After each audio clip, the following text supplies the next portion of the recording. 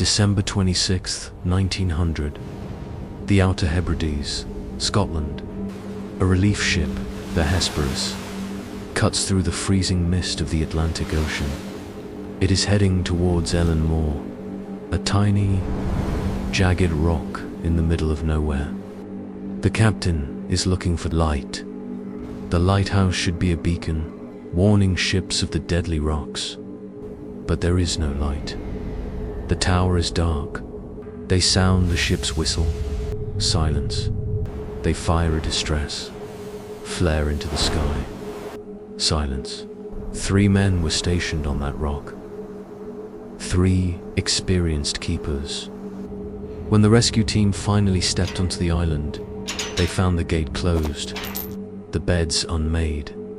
The clock stopped. The men were gone.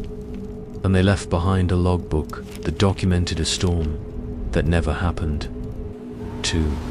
Understand the horror of Ellen Moor. You have to understand the place. It is known by locals as the Seven Hunters. It is a place of superstitions. Fishermen considered it unholy ground. But in 1900, science was supposed to conquer superstition. A state-of-the-art lighthouse was built. 3 men were on duty.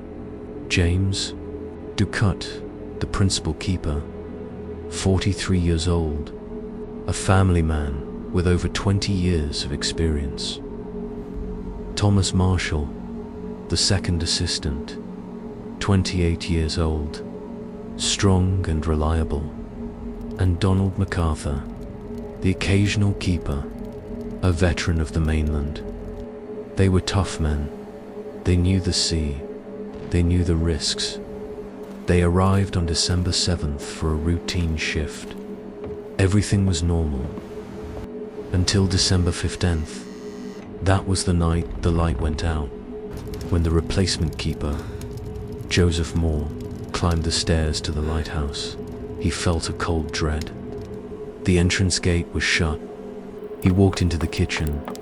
It was frozen in time. There was a meal on the table, cold but untouched. A chair was overturned, as if someone had jumped up in a panic. He went to the sleeping quarters.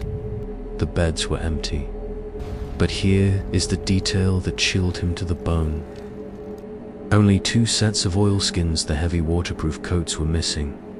1 set was still hanging on the hook.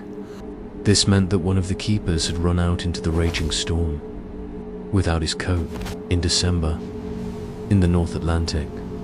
No trained keeper would ever do that, unless they had no choice. Moore continued his search. He went to the logbook. The entries for the days leading up to the disappearance were strange. December 12th, gale north by northwest. Sea lashed to fury. Never seen such a storm. The entry continued. Marshall crying. Think about that. Thomas Marshall was a tough sailor. Why was he crying because of a storm? December 13th. Storm continued through night. Ducat, quiet. We prayed.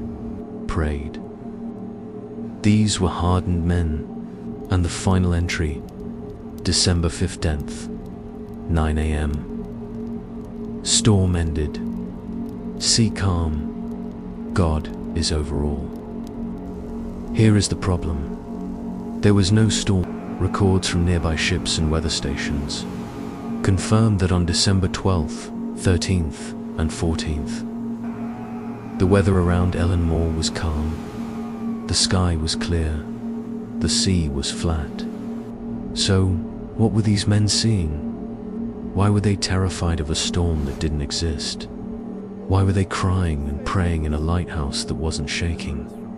When the investigators checked the west landing, they found destruction.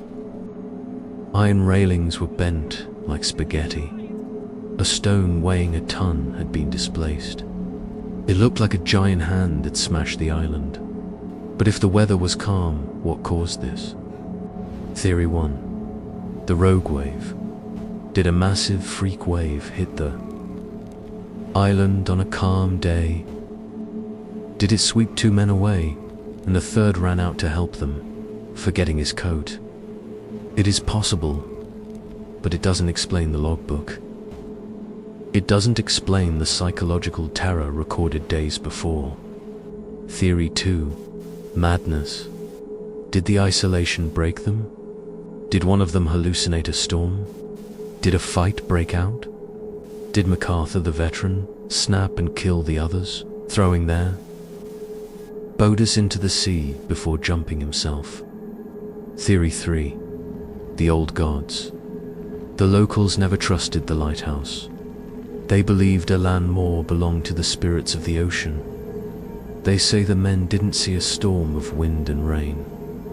They saw something else rising from the water. Something that made them pray. The bodies of James, Thomas, and Donald were never found. The lighthouse was automated years later. Today, it stands empty. But sailors who pass by Ellen Moore still say that on quiet nights, if you listen closely to the wind, you can hear the names of 3 men whispering in the dark.